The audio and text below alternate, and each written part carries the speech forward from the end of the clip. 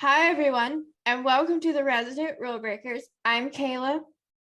And I'm Camille. And today's podcast is going to be about episode 502, No Good Deed. And it was written by Andrew Chapman, directed by Kelli Williams. Wait, is it Kelli Williams? Did she direct another episode before? Yeah, she directed the one with the blizzard. Yeah, with the woman who was waiting for a guy to just say you to or something, right? that woman was played by her mother. Yeah. Yeah, I remember. I remember that episode. I remember that episode because of that woman. Yes. But yeah, she directed 219, which is the episode with the blizzard. So yeah. Yeah. And the woman who waited 20 years to tell somebody. I think it was longer than that, but yeah. Oh my goodness. I remember that episode not because of the blizzard, but because of her. Yeah. And she actually said it and they had to bleep it for TV airing. So yeah. Okay. But 502, the way they promoted it was with what happened to Devon. So we're gonna just go into that storyline because it literally is majority of this episode. Yes, very much so. In 501, the end of that episode, you see Devon looking for Winston. Yes. And you see some type of gas hanging in the air. I'm kind of glad that, because they've done gas leaks before, but never like this. And I'm kind of glad this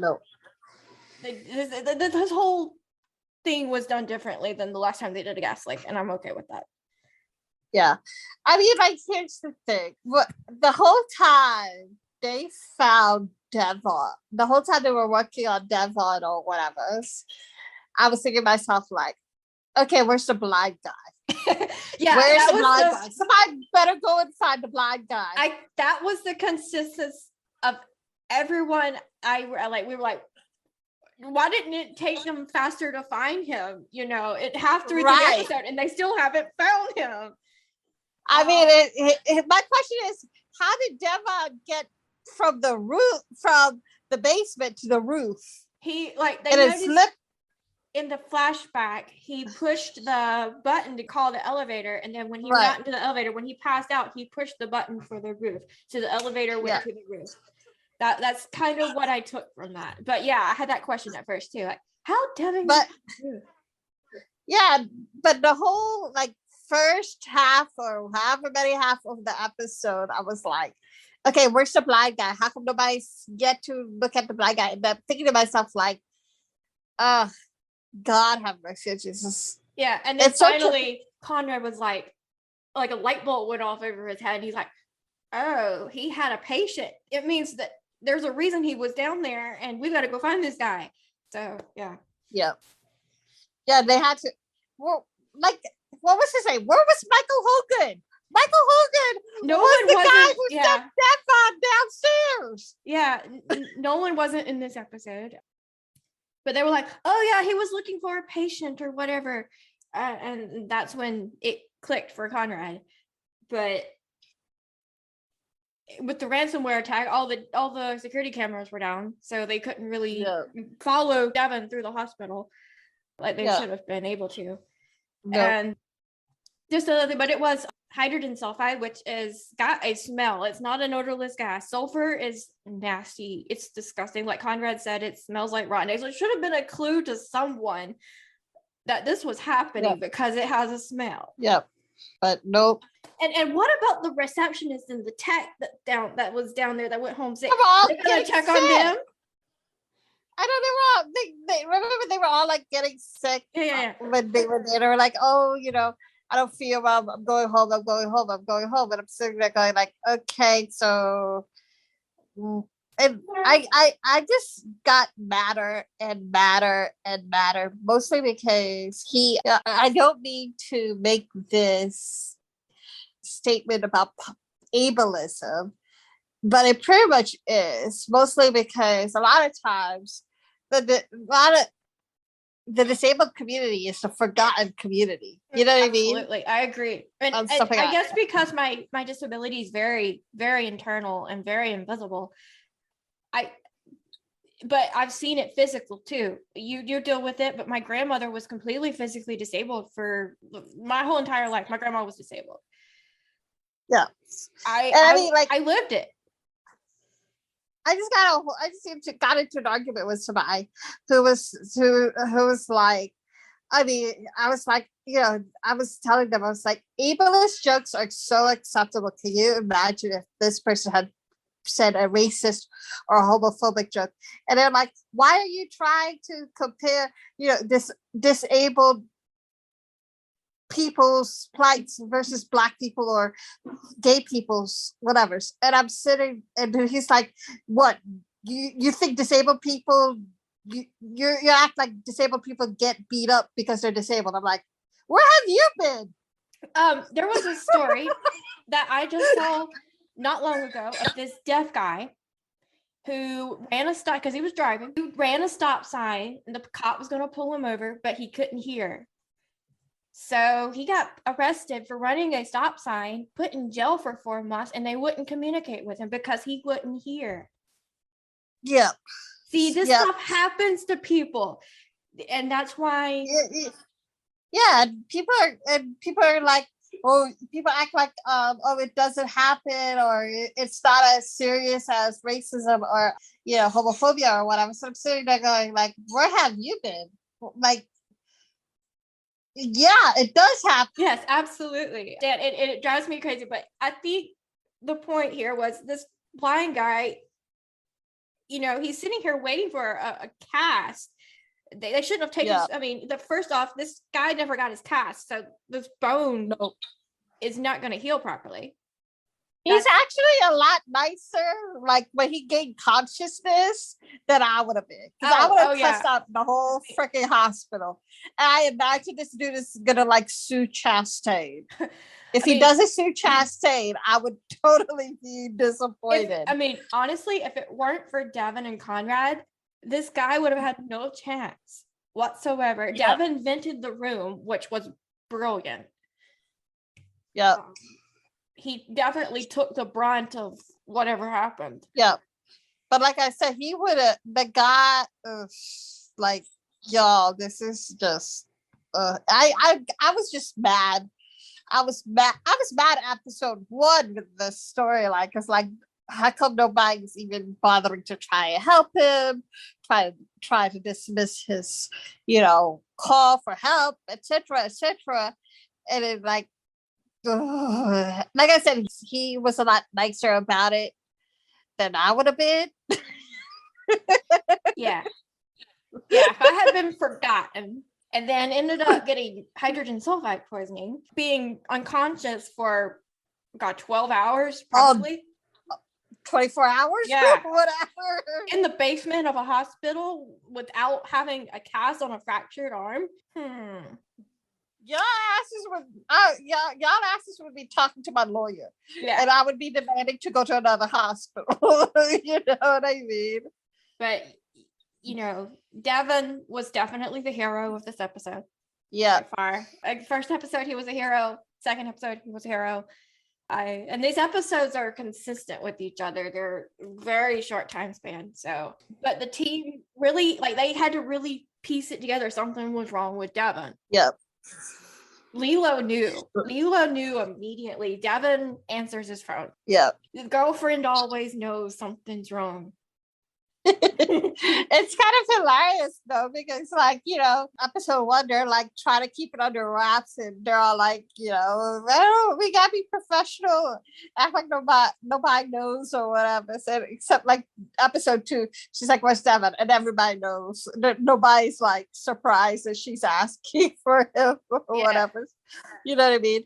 Yeah, and then because she's like worried that Devon's gonna die. Because he had a seizure in the ER and he's coughing up blood, and he's been unconscious for hours upon hours at this point. Yeah. He's hit his head, and there was a multitude of things. She was concerned she was going to lose him, but it pushed Leela to say, I can't not be without you. And so they're moving in together. So. Yay. Progression on that. I mean, without knowing that this is a 9-month time up, you will be like, whoa. But that's a little fast. But 9 months is still fast, but reasonable, yeah. So especially considering they've known each other way longer than that. Yeah. So progression on Devon and Leela's story, and Devon survives even though he was on oxygen at the end of the episode, and we know from photos of the next episode that he's still in the hospital by the beginning of the next episode. So we're going to get to that later on, because the cliffhanger to this episode was going to reveal what's going to happen next week, and it's not happy by any means. Conrad gets news that something's happened to Nick. Yep. On her way home. And that is gonna be the big bet of the whole season, I imagine. Is how they're gonna deal with the loss of Nick. Yeah, the big question everybody's been asking since like the announcement of Emily leaving the show. I swear, like everybody, like does anybody else talk about anything else other than Emily? This whole entire part, this entire part of this episode happened in the last scene, and it overshadowed the entire episode of what I thought was a phenomenal acting job on Manish Dayal. Yeah. A plot line, and even Stephen Wellham and Matt Zuckery, and just phenomenal acting. And overshadowed by this one plot line, this one thing that's going to happen that's going to be the entire episode next week. Yeah. A cliffhanger that's got to be maybe a minute and a half long. Yeah. And it's beautifully shot. The way Conrad's helping, getting Gigi fed and everything, and the way Matt acted it, like you would not know until you saw his face that something was wrong. Yeah. But they show their wedding photo as they pan across, and it's like they gotta hit you where it hurts, don't they? Yeah. That scene was beautifully shot, beautifully acted by Matt. Just the way his facial expression changed. It just it was in the promos, but that last line was not, and that changed everything. Yep. Matt's just amazing with nonverbal acting, and I don't think I've ever seen him have to act this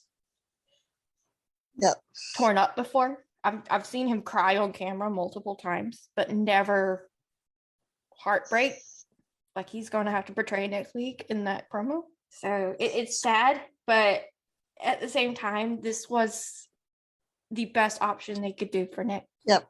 And I've seen the fandom somewhat since the announcement go through the stages of grief over Emily leaving the show.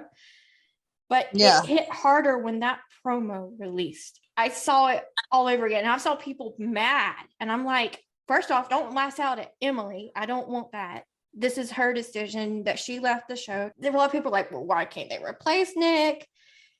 And I'm sitting here going, this show ain't a soap opera. That's what these daytime soap operas do. They just, actress doesn't want to work anymore. They replace it with another actress. But it's not the way this show is going to work. And Emily and Matt have so much chemistry that worked from their first scene that can't be replaced. I can't believe someone even suggested that. I read that comment and they were like, and I was like, what? I mean, there were only two options. And then someone pointed out that AJ's mom was replaced. I was like, yeah, but how many episodes has AJ's mom been in? Exactly. Emily was in every episode up to the season 4 finale. Every episode. So I'm sitting there going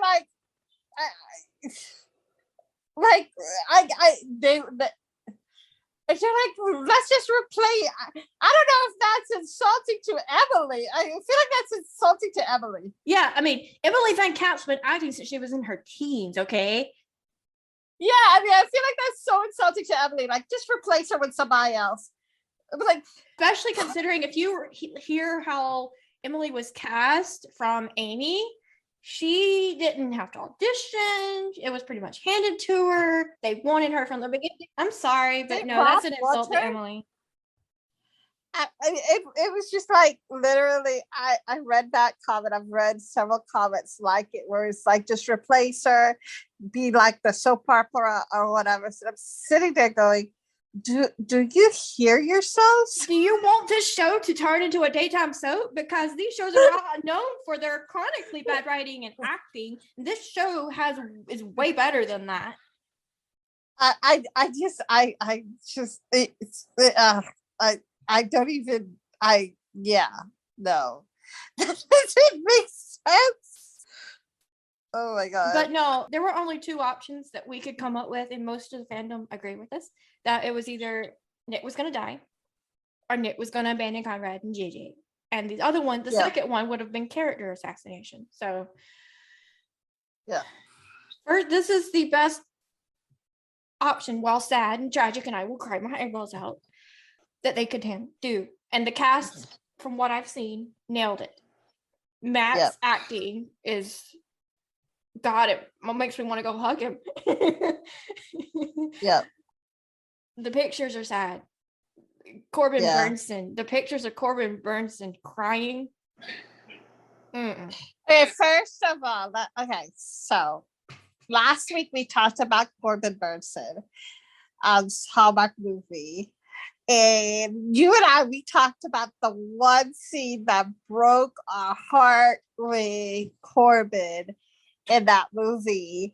And I actually got to talk to the executive producer of the movie and another actress that he worked with that was in the movie. And they were all they said was the highest of praises with Corbin, saying that, you don't even, it's not like you're acting. He's a very giving actor, if that makes sense. Yeah, it makes sense.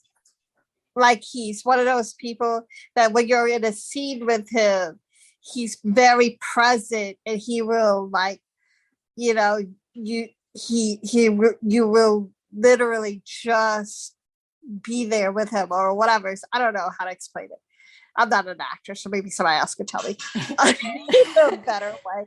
But yeah, I get what you're saying. Hearing that from their perspective, I am so excited to see how he will react, how he will play out the grieving father in this scene too. You know what I mean? Yeah, I mean, this episode that we're about to get, if you haven't seen that promo, it's on our Instagram page. Made me cry my eyeballs out. Yeah. The photos, when I saw them for the first time, I was like, God, everyone's crying. I'm crying again. It's going to be a hard episode to watch because Nick was my favorite character for so long. Yeah. But at the same time, it's a send off to her. It's a send off to Nick. Yeah. And a lot of people saying, I don't know if I can watch it or whatever. It's your prerogative. You're not being forced to. But for people who watch the show and love Emily and Connick, I think it's going to be a way to be necessary to, if you're going to continue watching the show, to watch it. Yeah, I agree. It's going to be sad though. We're all going to cry. Yeah. I'm going to cry. I'm probably going to boo-hoo. God. I mean, just Matt's acting alone will make me bawl my eyeballs out. Yeah. Happier topic. Let's get back to this episode. Kit Bell. Kit Bell was beautiful. In this episode, Belle's trying so hard to apologize for asking her out. I know, it's so cute. And Kit's like, I have like this 8 hours of stuff ahead of me I don't even want to do. And he's like, well, I can help some with that, And she doesn't give him time of day to apologize for it. And finally, at the end of it all, she actually asks him out, and they go eat Italian food. Aww. Adorable. They're adorable. So I'm looking forward to seeing more Kit Bell progression through the season. Yeah. Because, here's the thing. Belle steps in to help Kit look for this neurosurgeon that's supposed to replace Kane. Yep. And this guy, Belle's, sending red flags left and right. it's crazy to think that this is the same man from season 1 who botched an appendectomy and then tried to cover it up. But here he is getting red flags from this guy and finding out he was right. And this guy's got sexual harassment issues, and Chappelle's like, don't hire him, Kit. Whatever you do. Yeah. I'm glad that that's a thing that's in consideration now and not just swept under the rug. Yeah. And for a hospital that's ran by a woman, it should be. Yeah, definitely should. Definitely. But yeah, glad they kind of brought that back in, a little bit. Yeah. He didn't just get a job because he's a good surgeon. Yeah. Let's talk about Billy and her son. Yeah, that it's the hardest part of the episode for me to watch. Okay, so we all know. Okay, here's my question to you. When Trevor finally tells AJ why he was mad at Billy, saying, "Oh, she's my mother. She abandoned me," or whatever. At first, I had to remind myself he doesn't know. He doesn't know that he was a result of a rape. No. Right. Because the whole time I'm thinking to myself, because I was thinking to myself, how could you not be on her side? And understand why. And then I was like, oh yeah, she never told him yet. You know what I mean? Mm-hmm. And so I'm sitting, so it's like, it was just, and then and then AJ went and told Billy, he was like, okay, so we need to clear out the air on your son. What's the deal? And she told him, she was like, I was 13. And that right there, that line right there, AJ put 2 and 2 together like that. He knew immediately what had happened. He was like, and AJ's the guy that would keep your secret. Yeah. Especially now that Billy doesn't have Nick to confide in. Yep. Nick was her secret keeper. So yay for AJ for being there for Billy. And AJ is also there for Trevor, and because he has experience of being in the foster system. He has experience of feeling abandoned. So he was able to use his own experience and say, look, if I had felt like that way my whole life, I wouldn't be where I'm at. So but because Trevor was like, it's his whole storyline about this pill that he was giving his friend was confusing to me, probably because I'm not a chemist, so I don't know. Yeah, I mean, it was confusing to me too, because chemistry was one of my worst subjects in school because I'm horrible at math. And I'm just sitting there going, but he's a medicinal chemistry major. That was actually revealed to us prior to this episode. And so he's created this drug that is safe for them to use while they're doing all these other drugs, and it's not supposed to OD. She wasn't, but she was on opioids, which they later found out. Yep. Which is probably what caused the OD in the first place. Yep. The opioid epidemic, I'm glad they're kind of touching on it. It's a big problem. And Irving says in the episode, I don't know how realistic this is or anything, but 10 ODs a week. Yeah. Ugh. And Irving really had, he was very blunt in this episode. I don't think I've ever seen Irving so blunt before. Yeah. And some people were like, these comments on addiction and drugs addicts and everything were just very harsh. A lot of people commented on that. Yep. And I can see where the writers were coming from. Doctors would definitely be fed up with something like this because they see it day in and day out. Especially ER doctors. Yeah. But at the same time, there's a scene where Billy and AJ and Irving are talking about possibly not doing surgery on this girl and letting her die. And Trevor's like, you're going to play God? Who are you to say she can't have this? Or whatever. He's kind of right. But at the same time, why would they risk a surgery on a person that's just going to destroy all their work? Yeah. But they did do the surgery, the brain aneurysm. So that's why Billy was there, to stop the brain aneurysm, which ruptured in the middle of surgery. And then they had to actually crack her chest open and replace the heart valve, which was infected. The other heart valve that she had put in was infected, which caused her to have the fever. So AJ replaced the heart valve. Hopefully this time she'll not go through this again and take drugs. But, you know, addiction's a hard one. It's just, if I had gone through this once, I probably wouldn't have. I probably been like, that's my wake-up call kind of deal. Whatever. If I had to have my heart have a valve replaced, that would have been my wake-up call. I've watched several TV shows. One of the TV shows that I've watched is Private Practice, which was a spinoff of Grey's Anatomy. Anyway, when Amelia was going through her addiction storyline, one of the people who did her intervention said that they have to reach rock bottom. And another person said, well, you know, she was just like snorting some opiates right now, right in front of me. How can't be any further rock bottom than that.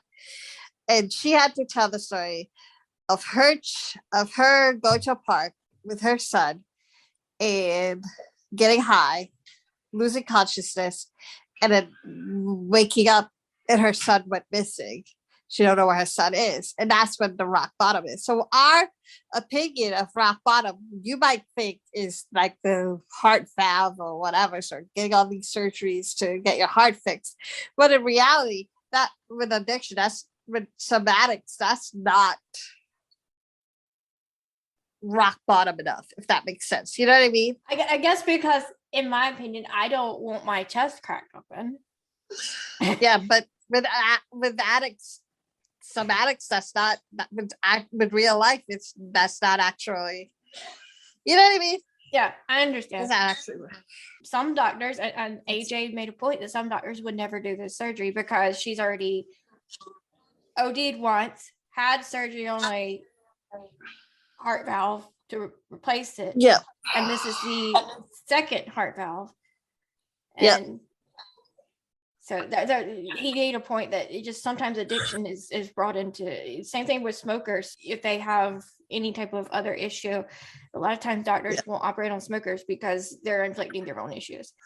So yeah, that is sometimes taken into consideration on things. So yeah, they are playing God in a way. Yep. And I'm just glad to see that the God complex that we once saw with AJ has diminished, and that made me really happy.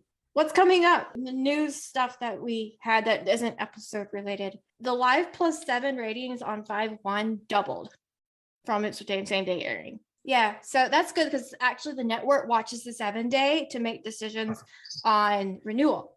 So that's really good news that it would double in 7 days. The same day ratings for 5/2 were a tiny nudge lower than 5/1, but not considerably lower.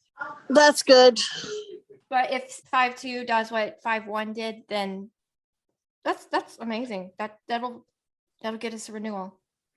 It's at least consistent. They want consistency. Yeah, consistent. It's stable. I don't know how to put it any better than that. I imagine though that come like next week, there's gonna be the viewership jump is gonna be high.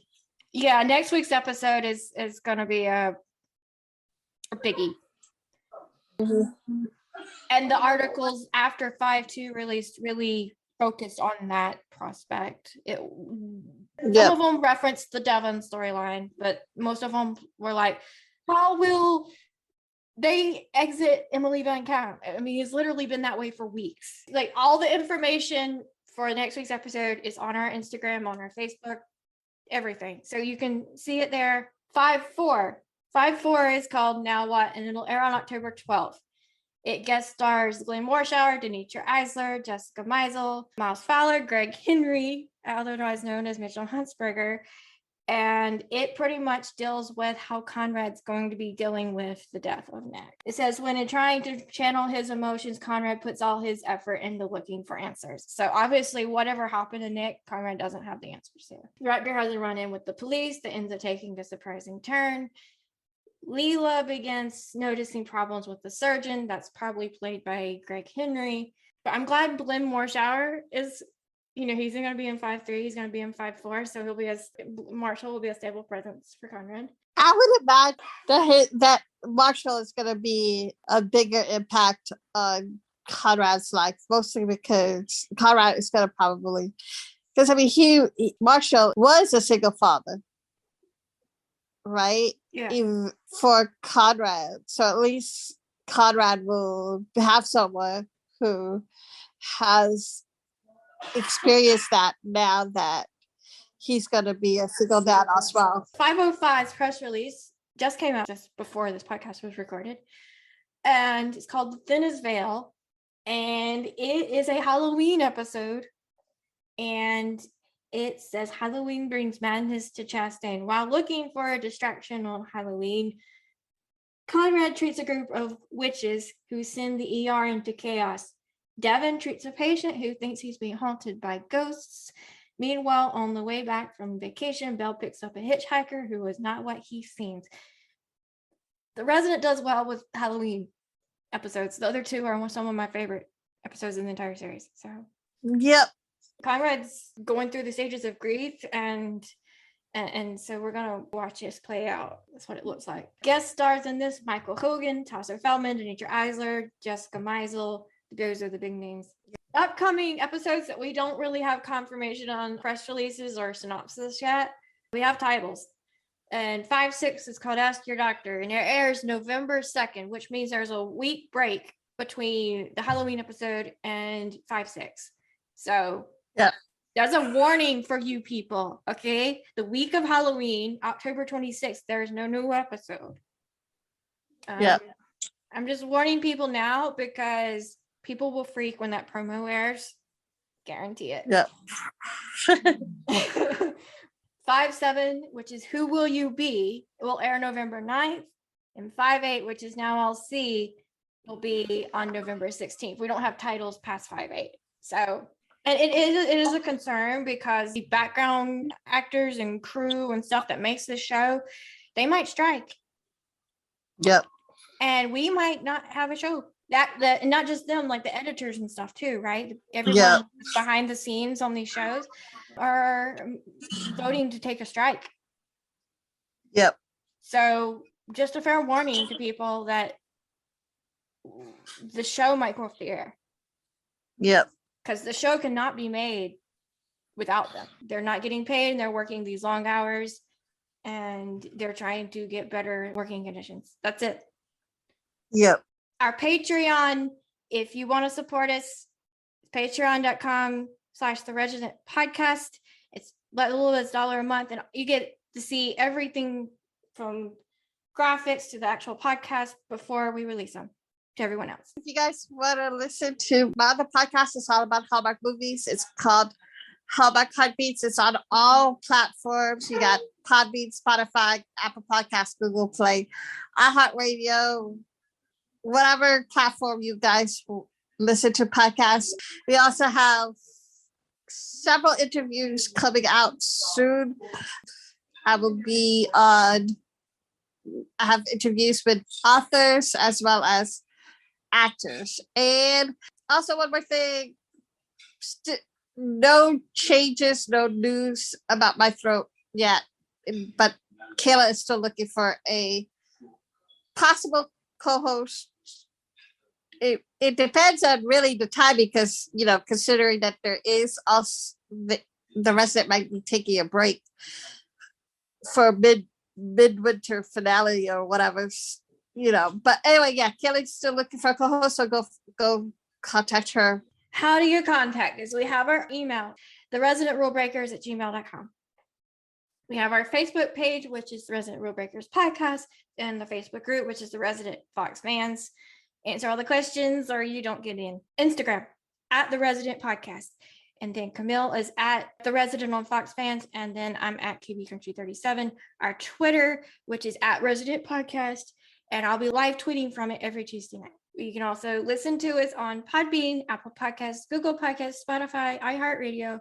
And of course, we have our YouTube channel. Next week's podcast will be discussing episode 503, The Long and Winding Road, which is going to be a tribute to Nick and to Emily. So until then, we can all cry together. I'm Kayla. And I'm Camille. Bye, guys. Bye.